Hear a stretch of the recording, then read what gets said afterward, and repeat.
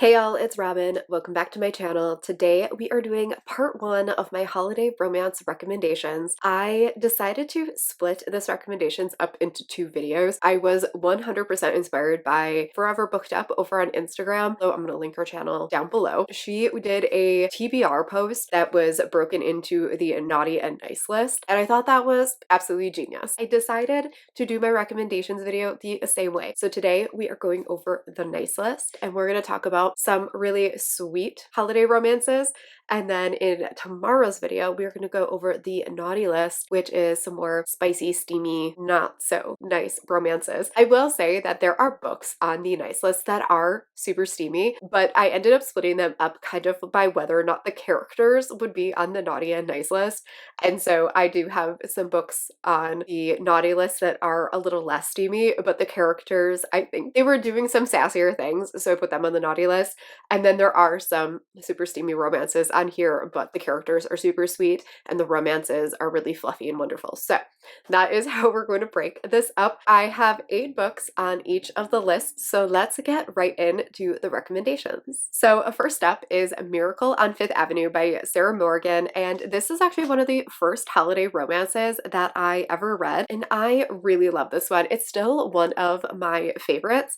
This is definitely like a low steam sort of book. It is following our heroine who absolutely loves romance and Christmas, and she is forced to spend the holiday alone, but she ends up getting hired to house sit this like amazing penthouse in New York. I think it's in Manhattan. She goes there to start taking care of the house, and when she shows up, the guy that she is supposed to be house sitting for is there because he lied to his family about traveling for the holidays because he did not want to go home and see them. He absolutely hates the holiday season for certain reasons. He's also an author, and he was planning to spend the entire holiday locked in his penthouse trying to fix his writer's block. Now the two of them end up getting snowed in his penthouse, and they have to spend the holiday season together. It has that like grumpy sunshine, enemies to lovers, I hate everyone but you sort of feel. I really, really loved this one. And even though this isn't like on the steamier side, it does have fantastic chemistry, and I just really loved the main characters together. After that, we have Tic Tac Mistletoe by N.R. Walker, and this is one of the like cutest, fluffiest, sweetest romances I have ever read. This is following our hero who is moving from Australia, if I'm remembering correctly. They are now in like the northern Midwest, and they are trying to drive to their sister's house, and it starts snowing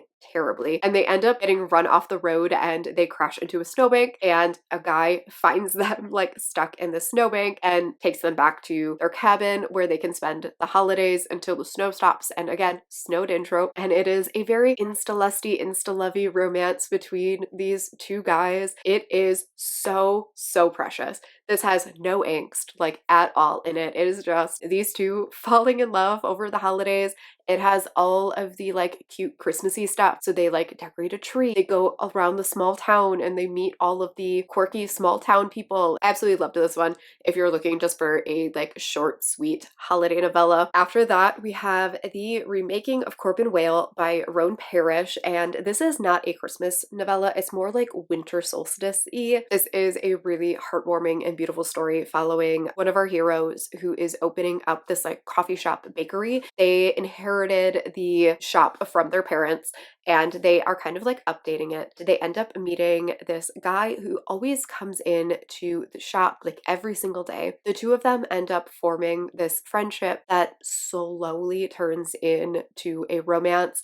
This is also an romance. It has a neurodiverse character. This is often misclassified as magical realism because there is a slight element in here that makes you question on whether or not it is magical in any way, but it is not actually magical. It is just the being in the mind, one of the heroes who is neurodivergent, and it is so beautifully written.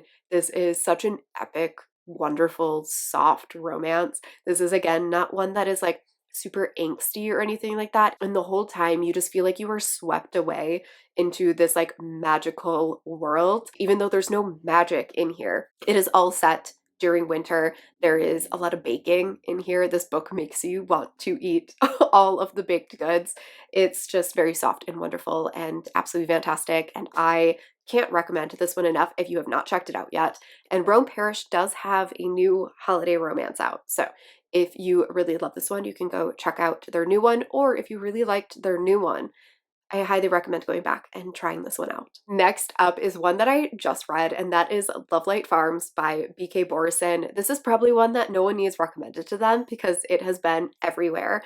But I get the hype. Like, this is worth all of the hype. This is such a sweet, wonderful romance. I was like freaking out the whole time over how obnoxiously cute this book is. Like, it is so overwhelming in its adorableness. I talk about this in the vlog where I read this, but this is Friends to Lovers done to perfection. Friends to Lovers is one of those tropes I absolutely love when it is done right, but it can be done so wrong sometimes. This one was expertly done. This is so, so good.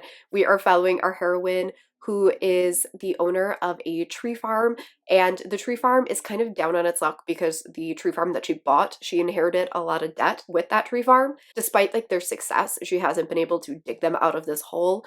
And so she ends up signing up for this contest with this influencer. But on the application, she says that she purchased the tree farm with her boyfriend because the influencer tends to feature a lot of like romantic sort of places. And so she wanted to make her tree farm more romantic. And then she ends up asking her best friend of 10 years to pretend to be her boyfriend. It is the two of them fake dating. There's so much good mutual pining. I loved their like friendship meet cute. I loved all of like the little glances and brushes. And it was so, so cute. Like I said, this is Friends to Lovers done really well because you understand the whole time how they fell into the friend zone, even though they clearly both are madly in love with each other.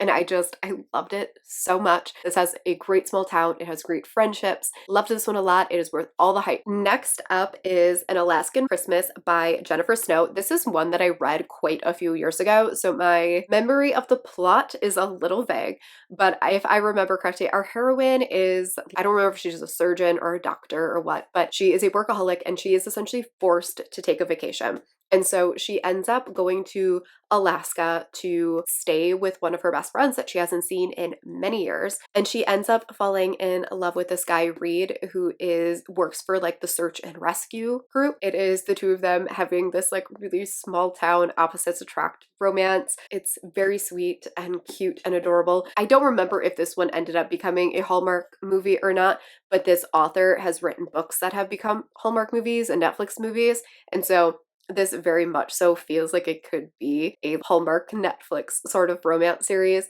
And so I really liked this one a whole lot if you like cozy small town sort of romances. After that, we have An Alien Nanny for Christmas by Amanda Milo, and this is an absolutely hilarious, sweet, low angst holiday romance. So we are following this heroine who is a single mother, and right at the beginning of the book, she is running late for work and she is desperate for some help. They hear a noise outside.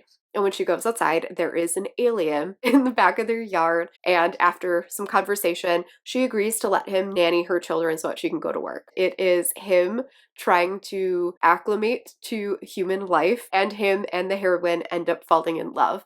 It is a super funny, out there, ridiculous sort of romance, but it is so sweet. The way that the hero, the alien, cares for the children and like protects them fiercely is just so funny and so cute. Next, we have Merry Inkmas by Talia Hibbert, which is another one that I read quite a while ago. I think I read this one in like 2018 maybe. So again, my memory of the synopsis is a little vague, but I believe this one is following our heroine who is a barista at a coffee shop, and she has a customer friend that always comes in and he is homeless, and so she always gives him like a free coffee and lets him hang out. Leave the manager, something like that, comes in and ends up firing her for protecting this guy. While all of that is happening, there is a guy that is like a frequent customer in there that sees it all happen and ends up taking the two of them back to his tattoo shop. He gives the heroine like a secretary position. It is a grumpy sunshine sort of romance between our heroine and the tattoo artist. The tattoo artist has a strict rule of so many days that he will date somebody before he cuts it off, and obviously they both catch feelings.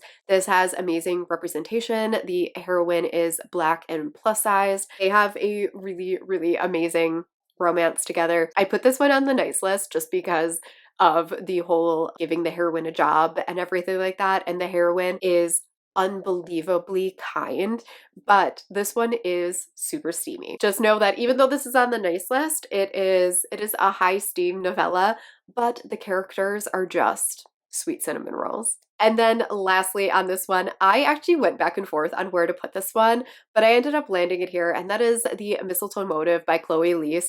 The reason I went back and forth is because these two start off as enemies, and they kind of play, I don't want to say play pranks on each other, but they kind of like poke at each other a lot. And so I went back and forth on where to put this one. However, I ended up putting it here just because this is such a sweet, sweet romance. So this one is following our two main characters who are co-owners of this bookshop, and the heroine has like always loved this bookshop. She has worked here for a really long time. She's super into Christmas and sunshiny and roses. And the hero is more of a financial background. And so he helps kind of like rein everything in. So even though the heroine wants to do all of these like fun, quirky events, he has to like dial her back in. And so he comes across as like the grumpy one. And the two of them end up having to work together to increase sales because the bookstore is struggling. And the two of them decide to kind of have a competition over it to see who can raise the most money, and that person will get to be the sole owner of the bookshop. And it is their enemies to lovers romance, and it is so cute. This is probably my favorite holiday story ever. I absolutely love this. Now that I'm talking about it, I kind of want to reread it this holiday season because I love it so much. This has great anxiety and neurodiversity rep, and our hero has a chronic illness. So this has great representation in it, like all of Chloe Leese's books.